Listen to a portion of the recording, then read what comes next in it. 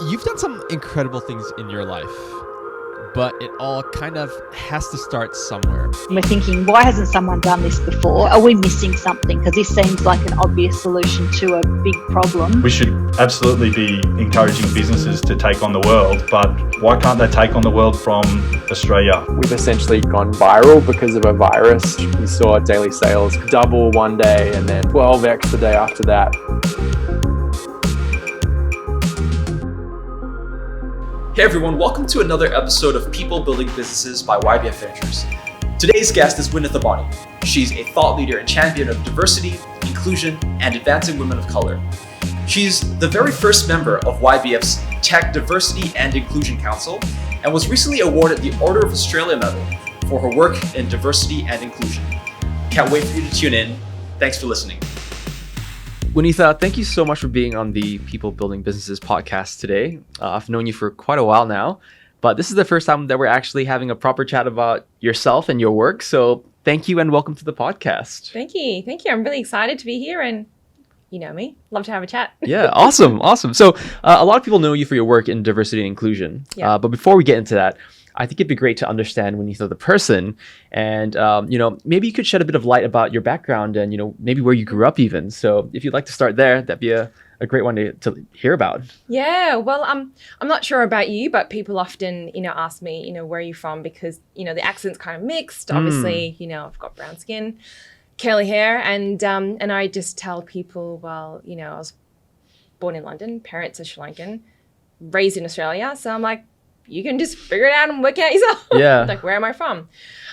So my ancestral roots are Tamil Sri Lankan, but I was born in London and I moved to Australia when I was 4 and lived out west. Yeah. Okay. Yeah. Awesome. And how was your childhood growing up here in Australia? Did you enjoy the Australian lifestyle and what was your experience growing up here? Yeah, so back then, particularly Western Victoria, it wasn't as multicultural as it is now. So I was the only, person of colour, non-Anglo-Saxon, student in primary school, even in kindergarten, high school.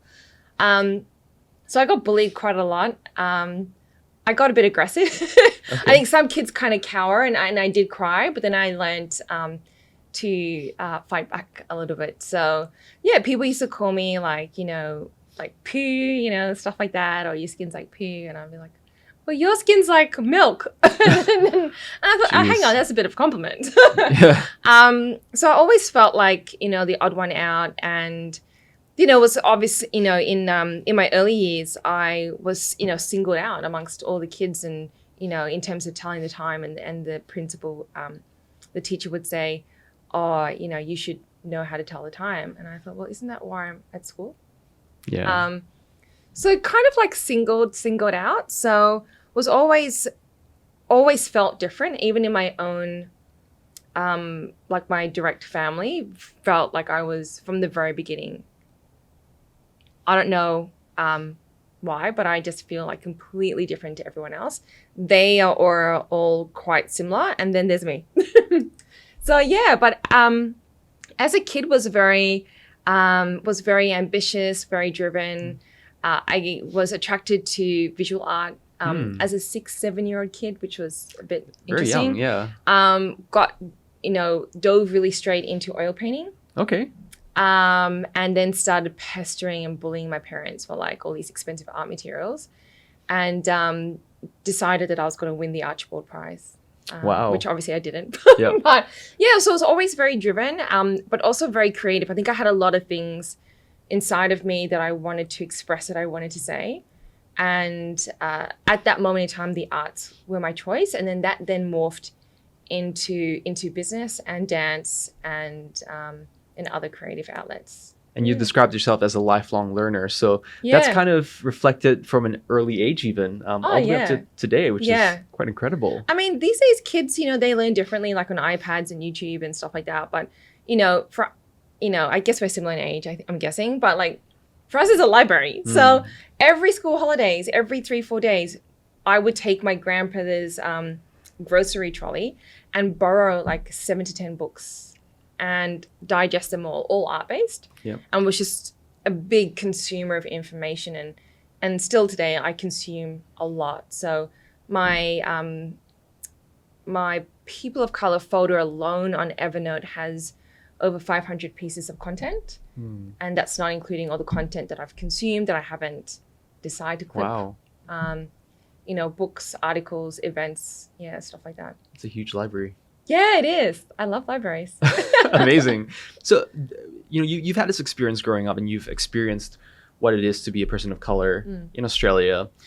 Did you know that it was going to eventually be your calling to help people shift the perception and shift their focus towards a better and more diverse world? No. I felt like I always wanted to do something great. And I think I felt the call to leadership at a very young age to, you know, like I always saw myself as, you know, the odd one out, the completely different person in my own immediate family, you know, walking down the street, going to school and stuff like that. So I think I recognized at a very young age that there was something in me that stuck out, and that was planted there for a reason, and more in terms of, I think, leadership. But I've always had this thing in me that's always just felt other people's like pain and suffering, and has been, I guess, a little bit of a fighter myself. So in terms of fighting for my own needs and wants, and those who are unable to fight for themselves. So about 6 years ago, probably longer than that, I had a corporate career and I decided to call quits on that. And then when I created Space, then that's when that calling actually came in, because I actually created for the first time. I created Space for that. And it, you know, it might sound a bit woohoo for people, but it was a really profound spiritual experience. And I just followed the breadcrumbs, and then it became very clearly evident that, you know, this is the work that I was going to do. And, you know, I always, you know, I have a very strong entrepreneurial gene in me, and I love business. Like a lot of girls my age in high school, when they were 13, 14, were in love with, you know, like the Hanson brothers. I don't remember them, the Do-Up Boys. And I was in love with business. Wow. I just loved profit and loss statements, you know, different company structures. You know, I just That's amazing. Loved everything about business. And that was like my first love besides art. And so I felt like there was, you know, I definitely wanted to create like some kind of a business, but I didn't think that the type of business that I would start was kind of like Harry Potter, where you take the wand and you kind of, you know, pull things out of your mind. So yeah, and that's kind of what I do now. Like it's a process of extracting, you know, what's in here, and then delivering that to people in a way that's valuable to them. Yeah, amazing. I mean, you've had also a very successful corporate career prior to making that move into entrepreneurialism and starting your own endeavors as well. I mean, one of the stories that we've heard is that, you know, you've turned around a not-for-profit company that was on the brink of collapse. Yeah. And you've, you know, turned it into a profitable, sustainable company, met your KPIs your 2-year KPIs in 6 months. Yes. As well, which is incredible. I mean, could you talk to us about that experience? Turning around a company so quickly like that?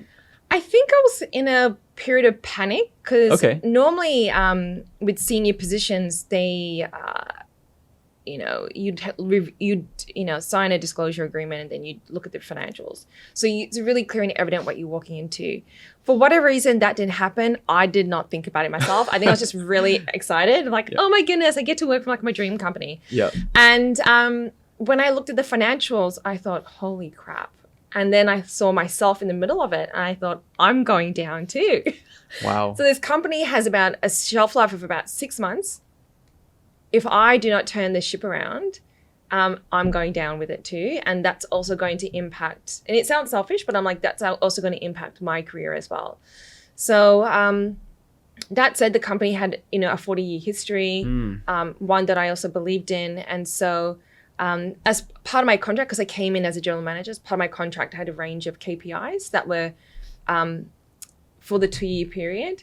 And I think one of the really good things about me is that stress makes me a high-performing individual. I just go into this. You thrive in that environment. Yeah, I just go into that environment. So I just went into overdrive. I went into overdrive, and I guess all my business training prepared me also for that moment, which is why they always say, success is opportunity meets, all the hard work and training that you've done. Yeah. And but I think one of my key strengths was around finances. And when I moved into the CEO role, then that became 80% of my focus was, this is what the company has gone through. What can we do and put in place to ensure that it has enough buffers or enough lead time in case a potential challenge was to come into play.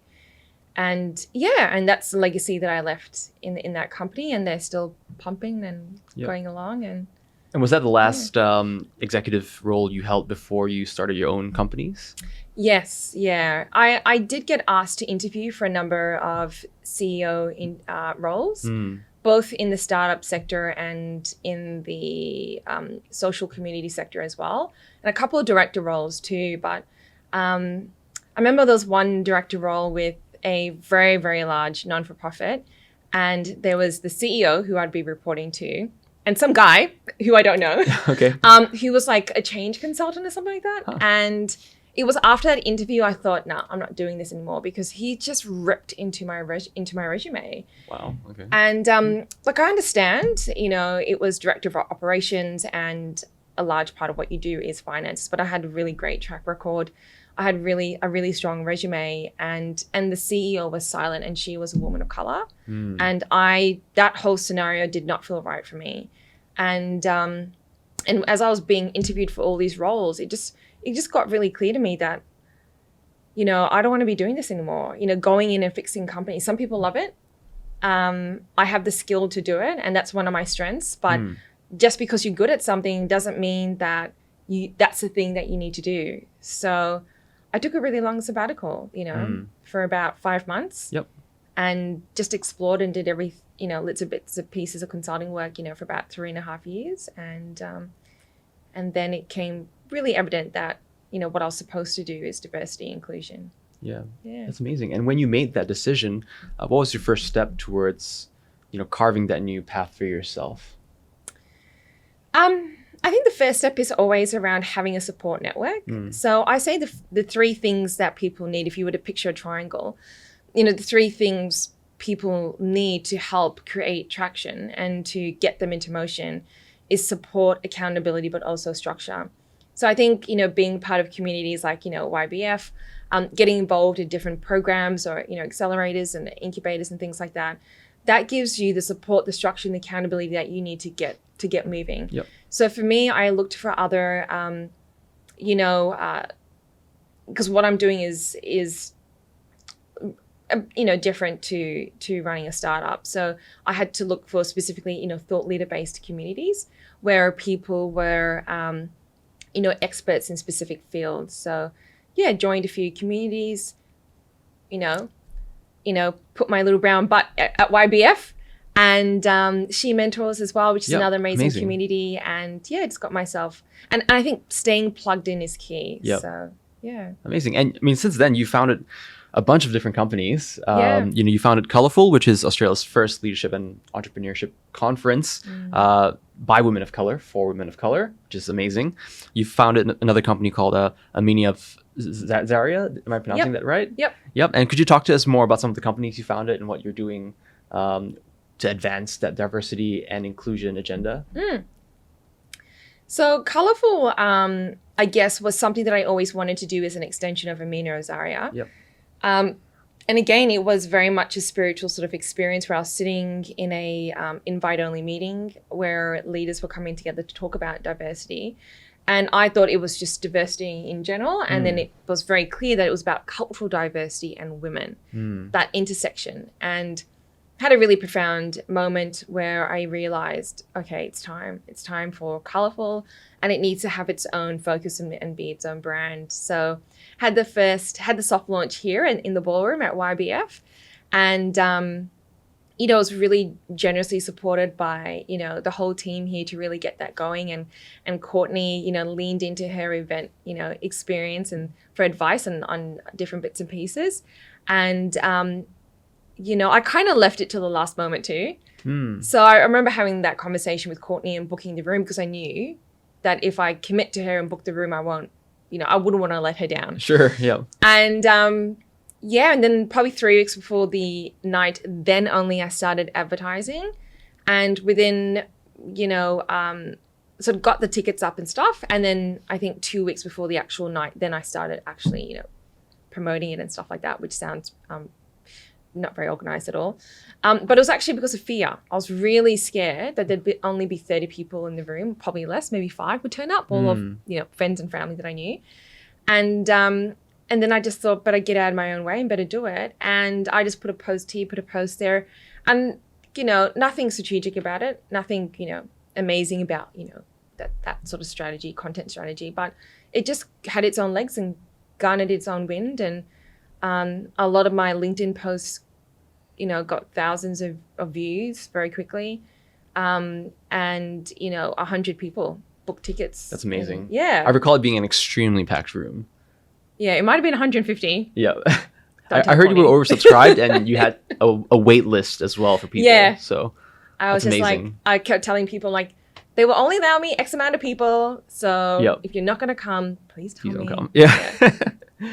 That's amazing. Yeah. And then Amina Azaria is a digital platform for women of color. So what happened is with Amina Azaria, a lot of women because I built a community around it, started calling me Amina. And I was like, Oh, okay. oh, my name's not Amina, my name's Winitha. Yeah.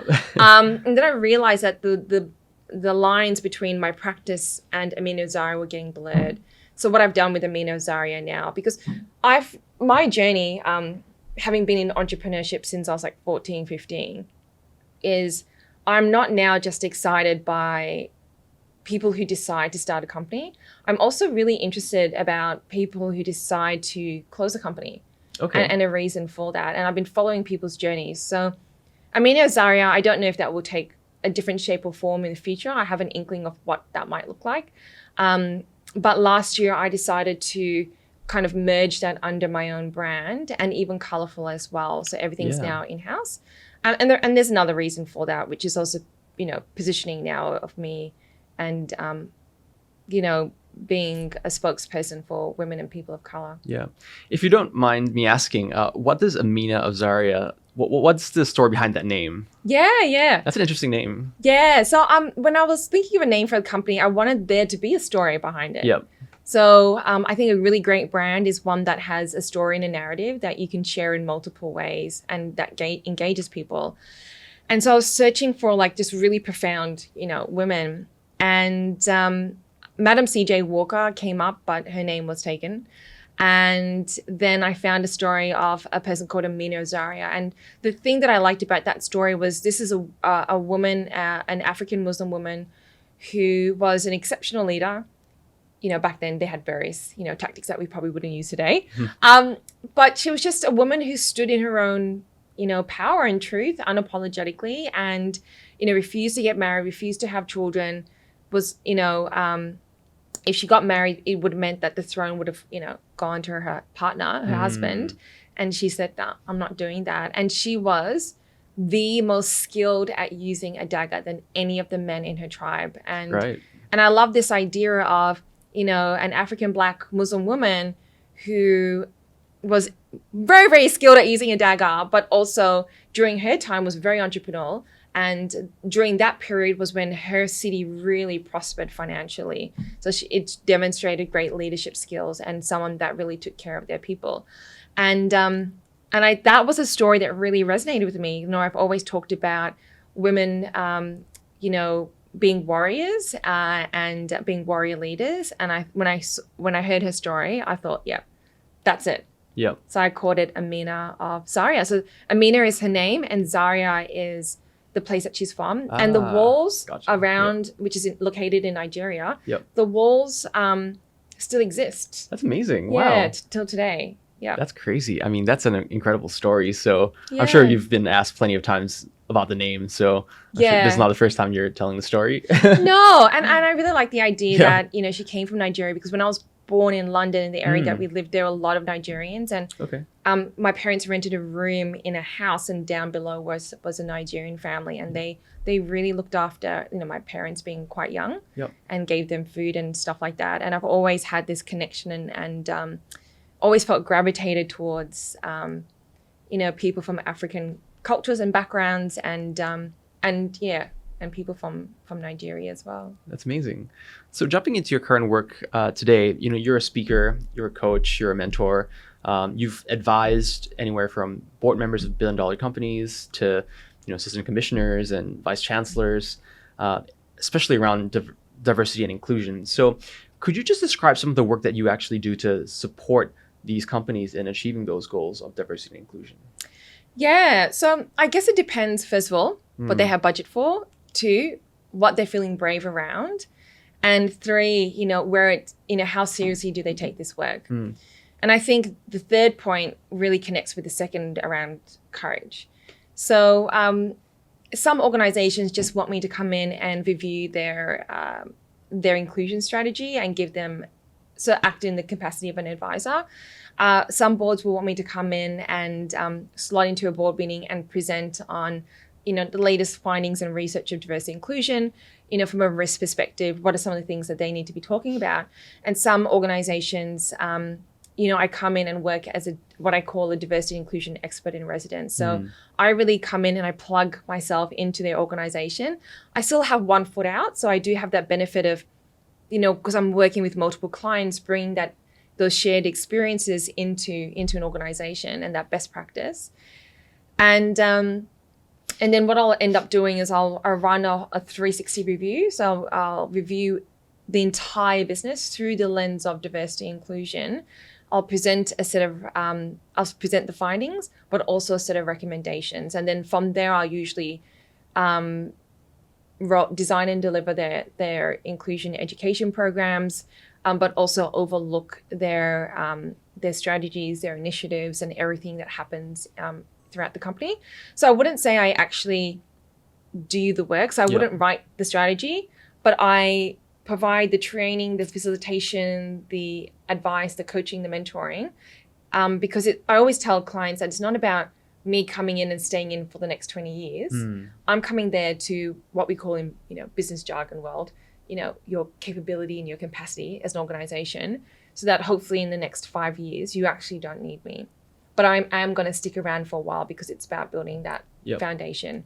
So, yeah, and then I do a lot of work around inclusive leadership. So I'll run training programs for exec teams around how to be an inclusive leader. What does it mean for an organization to be truly diverse and inclusive?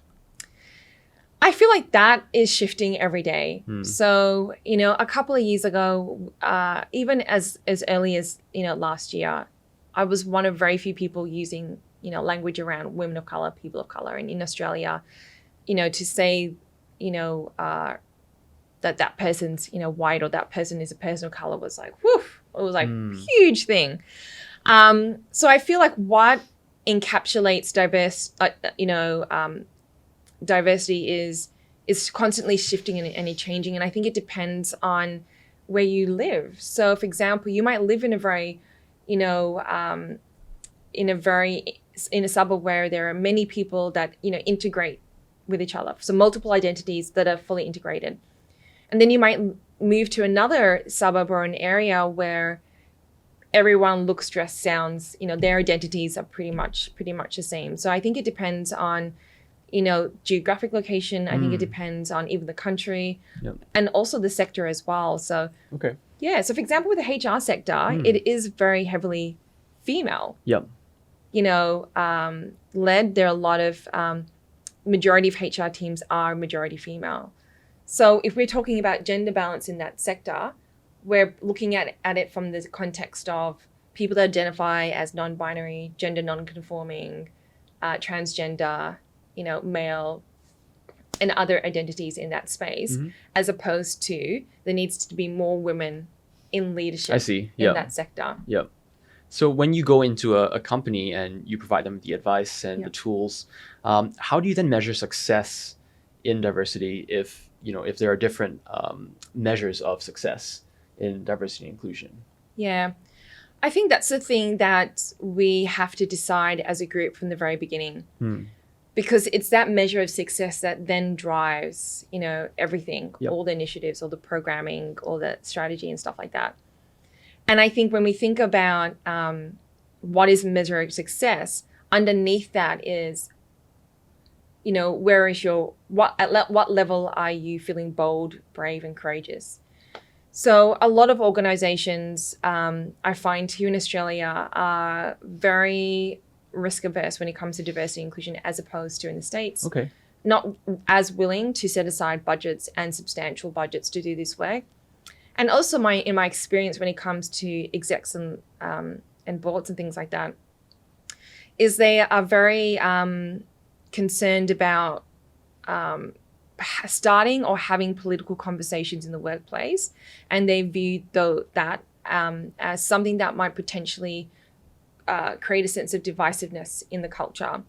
So for me, when I come into organizations, the conversation isn't around us versus them sort of mentality or what we call othering. It is about coming together as a community, and it's about unity. So in community, the word unity is in that word. That's true. Yeah.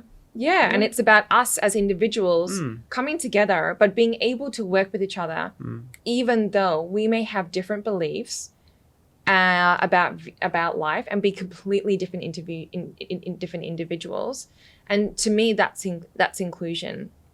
Is us coming to work together and saying, hey, you have completely different views and philosophies of life or maybe even work, but we can create a space where we can come together and do really meaningful work, but also creating a culture. So for me, one of the success criteria is creating a culture where, people feel safe to come to work fully as they are, unapologetically and unashamedly. The mistake that a lot of organizations are making is they are communicating and telling people that this is what we want you to do and using it as a form to attract people with various different identities into their organizations to create a diverse, workforce. When that is actually not the most responsible thing to do, because you haven't created culture that is ready to receive those individuals. And then what happens is when those individuals come into those cultures, they then put on their shame armor and put in their, their strong suits or whatever, and basically have to, do this every time they're coming to work, because as soon as they've walked in, they're like, this is clearly not a space that is ready or able to accept me for everything that I am and who I am. So, I've heard multiple stories of, even outside of the workplace when people go for drinks.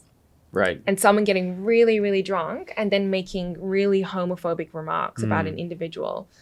Then that person's then raised that to HR, and then HR, handle it in a way that's probably not the best way. And then that individual then over time, because they've been slapped on the wrist and told, okay, well, we're going to put you into another team, then feels like I need to cover up who I am as an act of to protect myself. If the company isn't going to protect me, then I now need to protect myself. So for me, it's about a real important success criteria, which is really difficult to measure. And I think that's only, I always say with diversity and inclusion when I'm running diagnostics is that surveys give you 20% of the data that you need. Focus groups and conversations with people is going to give you 80% of the data, because what we're dealing with is lived experience. And people are going to tick everything on a box and say, yep, I can do all those things. I'm great at creating a psychologically safe environment. Because they might be fearful, even if the survey's anonymous, which it always is with me, that someone might get access to the information data, and then there might be repercussions as a result of that. But as we know with, research and data and surveys, people generally are going to rate themselves extremely well. But if I have a focus group and say to you, well, Jason, how do you create a psychologically safe environment for people from the Pride community? Can you unpack that? Can you, tell me how you do that? Then that's when you are able to self-reflect and think, okay, well, maybe I'm not as strong as I think I am, And so for me with organizations, it's when they create a real sense of community in the organization, where if someone is suffering in or outside of work, that that group of individuals really, come around that individual and, support them and cheer them on and, give them lots of compassion and empathy and love, regardless of whether they agree or disagree with what's evolved. And there's a sense of like unity. That to me is the number one success criteria. Yeah. And there's no other criteria apart from that in Yeah. terms of creating a culture that is truly inclusive. And I think what naturally happens is that when you create a reputation and a brand, because as we know in business, word of mouth is the best form of marketing, is people within that organization then start to tell others, this organization accepts me fully as I am, and I can show up completely as I am. Within the realms of, like showing up who you are is not an excuse for obviously, bad behavior. Yep.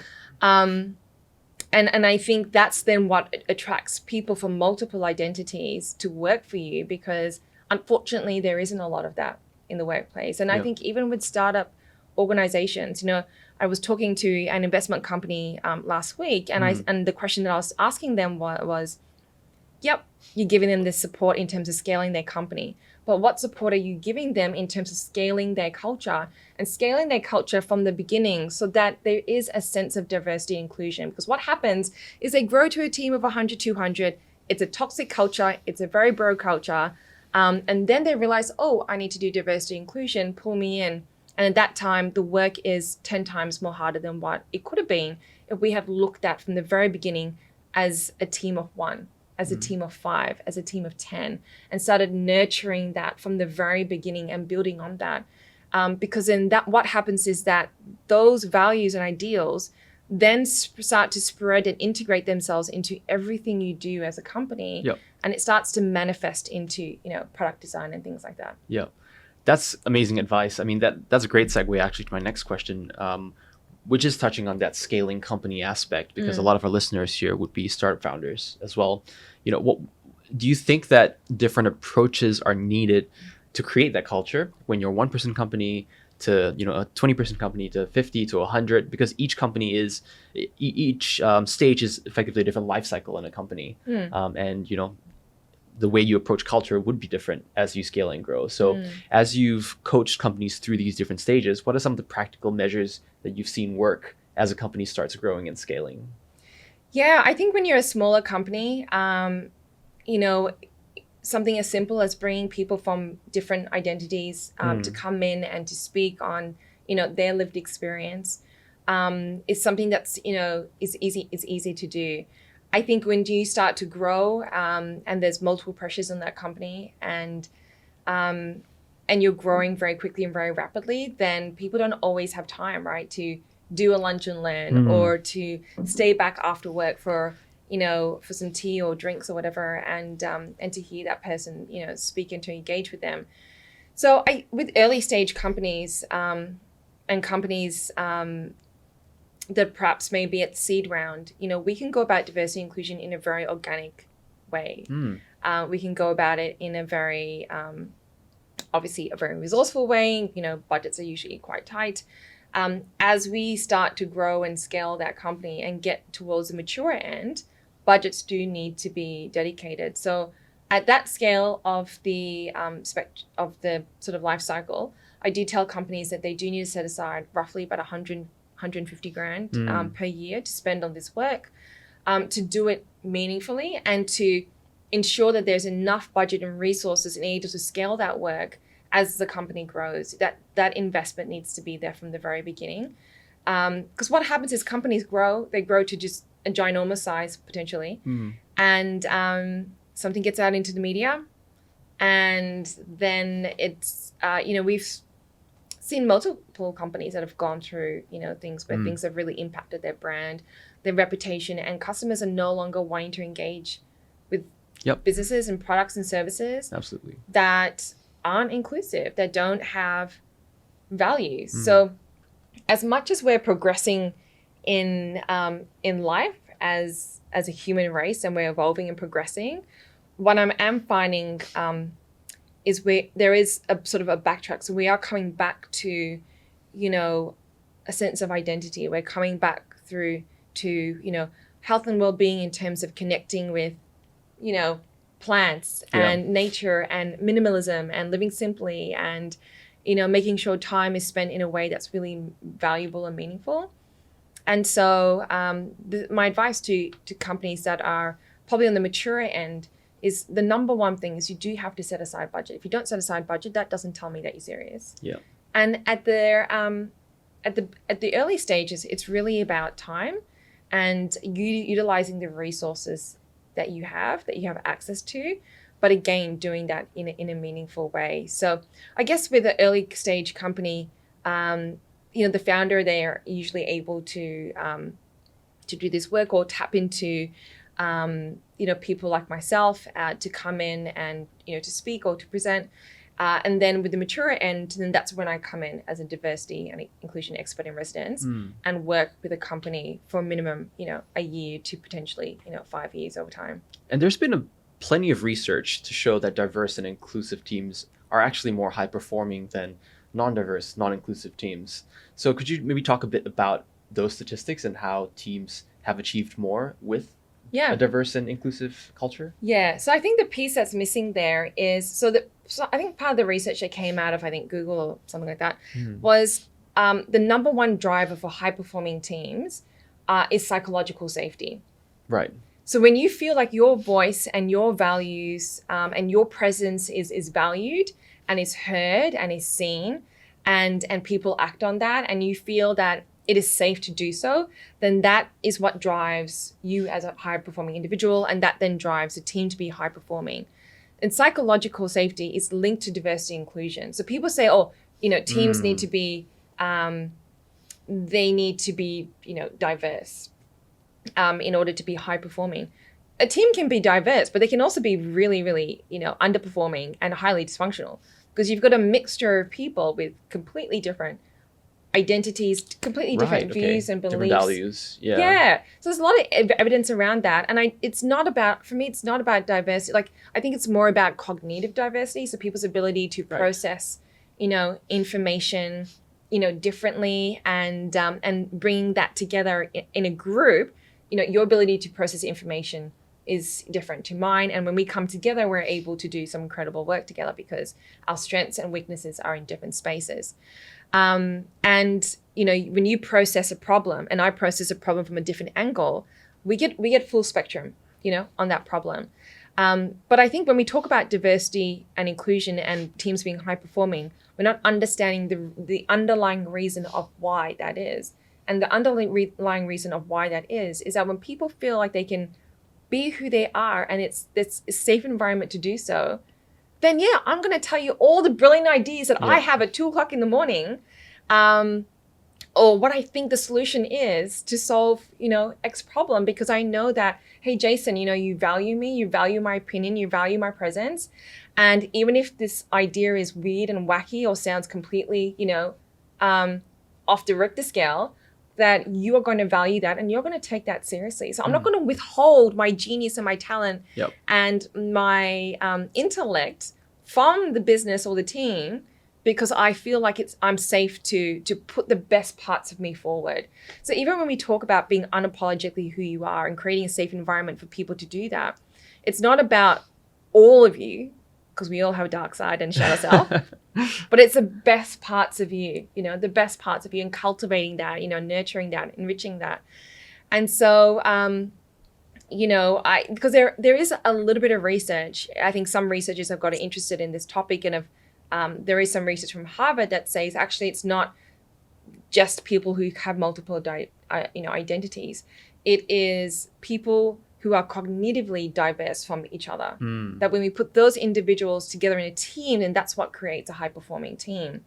But I think even with that, the underlying driver is I'm not going to process and communicate you how I processed or what I've processed if I don't feel like every time I put an idea forward, you're just going to shut me down. Yeah. You're just going to tell me that's a stupid idea, Winitha. Yeah. Go back to your desk. And I'm like, sad face. Oh no. Yeah. And it goes back to again what you mentioned, which is the culture aspect. The culture has to be inclusive. The culture has to be welcoming and safe, and that's the basis for creating a truly diverse and inclusive team. Which is, it sounds like it's a lot of your work that you're trying to help companies understand and go through that process as well. You know, another way to term it is misfits. You know, people that just always felt like they were a misfit. Right. Yeah. You know, but even with that, you know, if you do Mm. put a bunch of like misfits into a room to solve a specific problem, there might be a really chaotic way of them doing that because they're cognitively really diverse in the way that they process information. They have different values and beliefs that drive how they process that information. And they view and see the world differently because of their different lived experiences. So again, it's like, well, what are the founding principles to create that sense of community and that unity so that we stay focused on the problem that we're solving, but do so in a really safe space. What happens when you come across a company that doesn't have, you know, that cultural readiness to be diverse and inclusive? And, you know, maybe you've gotten a mandate from one of the leaders to go, you know, we need to change this. It has to be diverse. It has to be inclusive. What do you do to fix that? Because if a company already has a starting point, which is completely horrible, how radical does that change need to be? Or, you know, is it a gradual change that you need to implement over time? Is it a radical one? Like, how do you fix that culture? I think it depends on the culture, right? Again, sorry. It's okay. A lot of hand gestures. Just who I am, my culture. So I think with, you know, if it's a toxic culture, then yes, absolutely. You need some radical change. I had a psychologist that said to me that it should be mandatory that every company, you know, fires everyone after 2 years and does a big recruit because people need that change. And if people stay in a job too long, then that's when cultures start to become toxic because people get really settled. And they're also not adaptable, right? Because they're just staying in their comfort zone. And, you know, you might be really passionate about a company, but one of the reasons why people stay is they've gotten really cozy and warm and, you know, made their little nest and they want to stay there for the next, you know, till they, you know, retire. You know, but I think my mantra with organizations is gentle, because, you know, as I'm speaking with leaders and people that might be advocates or might be the person that's pulling me in, because I do a lot of work around leadership programs for, you know, people of color, or, you know, if the organization isn't comfortable with that, they'll rebrand it as culturally diverse. And, you know, even with those programs, with those individuals that are going through that training program, the mantra is the same. It's gentle, because I think too many times we kind of like, we need to do better, you know, but when I tell people, okay, great statement that you've made, we need to do better. How do we do better? Yep. That's when people go silent. That's when they go blank and they're like, okay, well, I actually don't know what that means. So I think what needs to happen with organizations that don't have a culture of readiness is we need to go about it in a gentle way. That might seem really frustrating for people that are the perceived minority in that organization. But if we go about it at a too fast pace, then that's what creates a culture that, you know, becomes toxic and chaotic, and it can actually, you know, start to backfire. Because we're dealing with people's, you know, it's like sex, religion, money, you know, diversity, inclusion, just one of those, you know, areas where people get really touchy about. So what I tell people is that as we start to do this work, you know, we announce it, or Winith has come in as a Dunai expert in residence, she's doing this work, and I start running, you know, lunch and learns and connecting with people, engaging with people, and people are like, wow, this company's actually serious about this. Then the people who don't support that are naturally going to leave. And what will happen is we'll start to attract people that are where their values are in line with that. And so, so I just tell organizations, just go about it in a gentle way, because we're dealing with people's lived experiences. We don't want to re-traumatize them. We don't want to traumatize them. And we also want to be respectful to their journey in this, because what we're inherently asking them to do, which is what innovation is about too, right? But people always forget that. We're not just creating new fancy fandangles and things like that.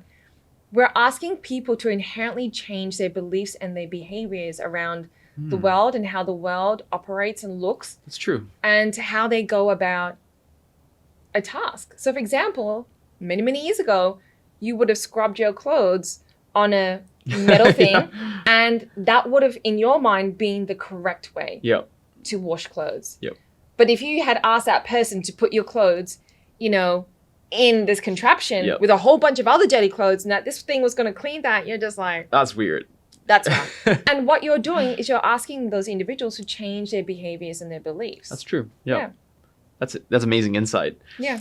You mentioned earlier that Australia is, slower to adopt or to welcome cultural and, cultural inclusiveness and diversity. And I think that's very well reflected in last week's news where, the Australian club had rejected the vote to allow women to enter into the Australian club, which personally for me is quite baffling. Do you have any commentary around why Australia is at that stage? Well, it could be geographically, we're in the bottom half of the hemisphere. We aren't as geographically close to, other, large countries. I don't know if we're, too much in isolation.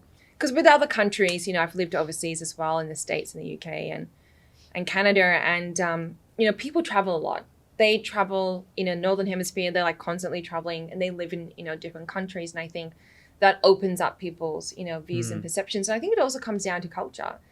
In Australia, we don't really have a culture where, if you are different, that is applauded and that is viewed as something that is of value. They want, we have what we call, tall poppy syndrome.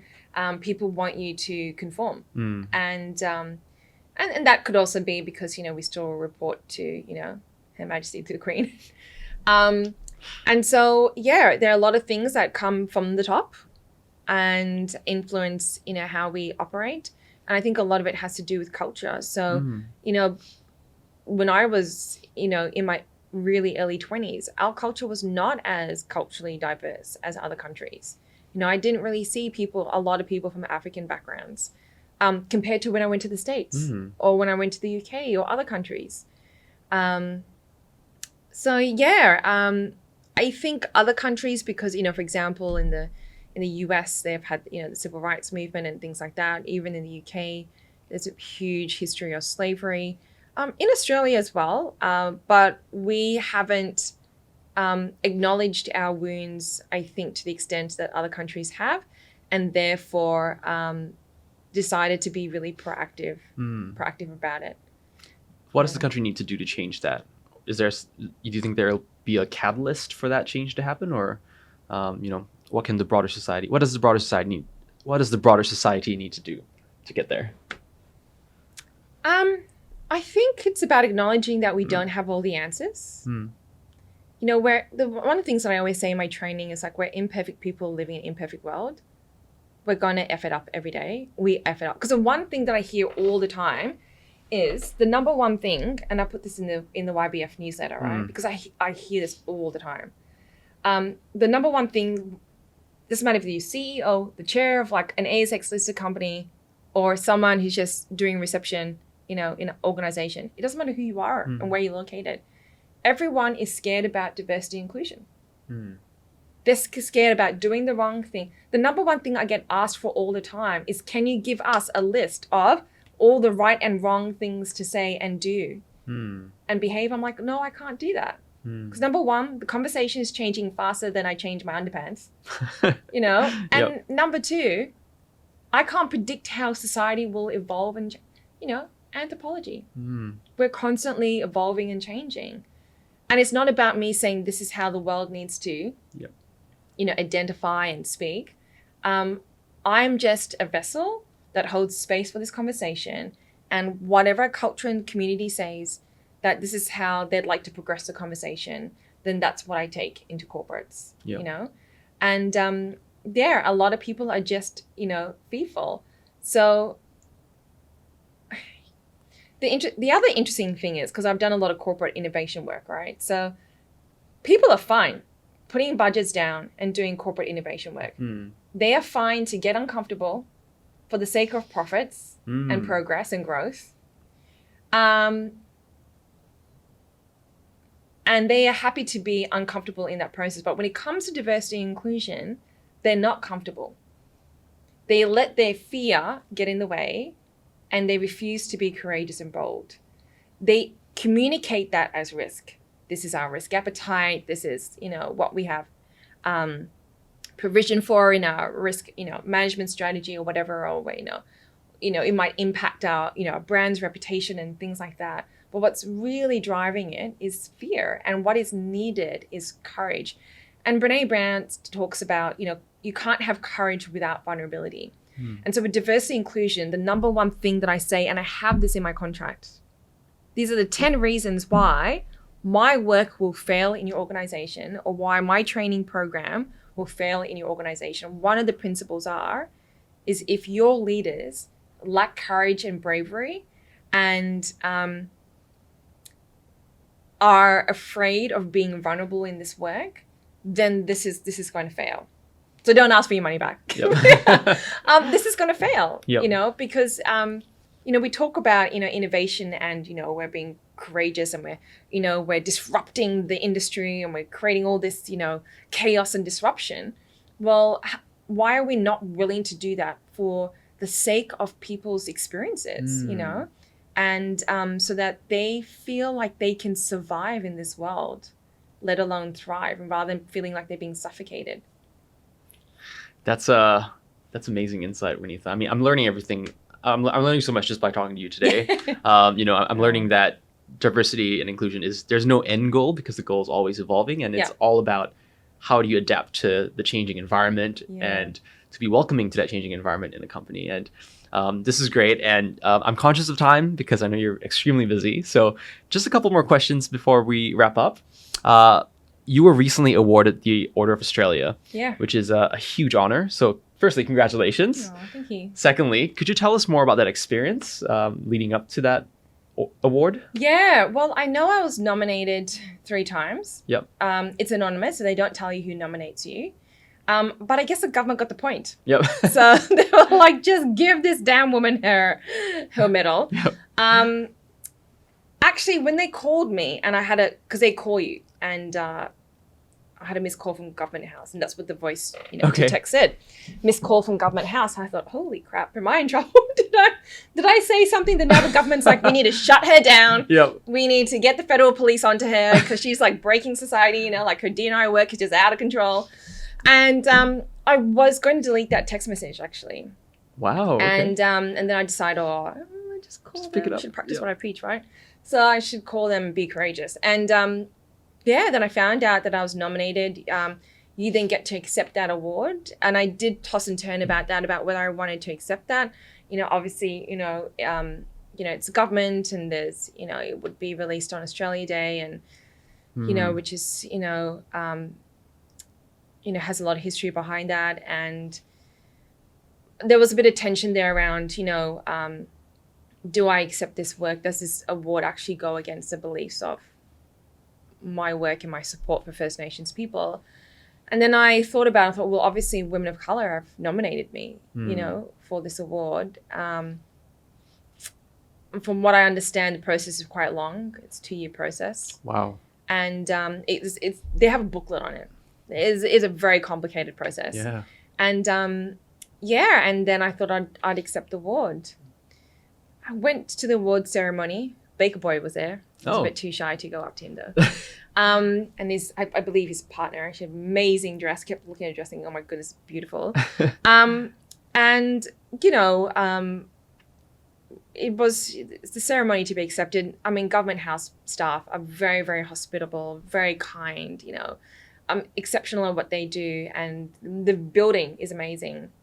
But it did feel surreal for me to go in my cheetah print, top and my shiny pants and my curly big hair. And, because when you look out to sea, which is the audience, clearly people don't look like me. So, Misfit. yes, Yeah. I would say like less than 1% from what I could physically identify were people of color, and majority of which were families of people that were nominated. So I think the government is, because even the nominations for the Queen's birthday were announced. So I am feeling and sensing that the government is being more conscious, like the committees and stuff, in that process of, acknowledging their biases and nominating and giving awards to people that have, various multiple identities and things like that. So yes, I feel like that's changing.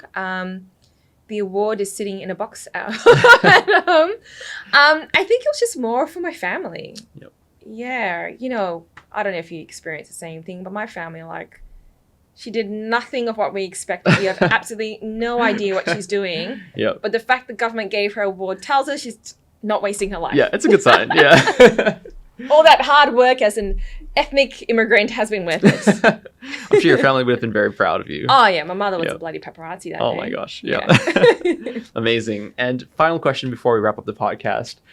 What are your plans for the future? Where do you go from here? So I think this kind of comes back to like my innovation entrepreneurship roots. I find it very difficult, right? Because of that training and that mindset to plan for the future.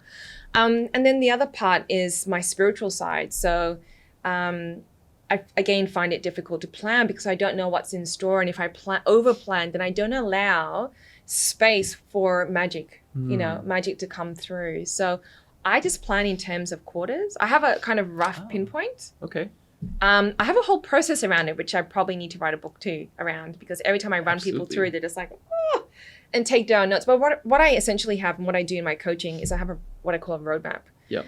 So we plan out your goal for a year from now. And so that's your goal for your business.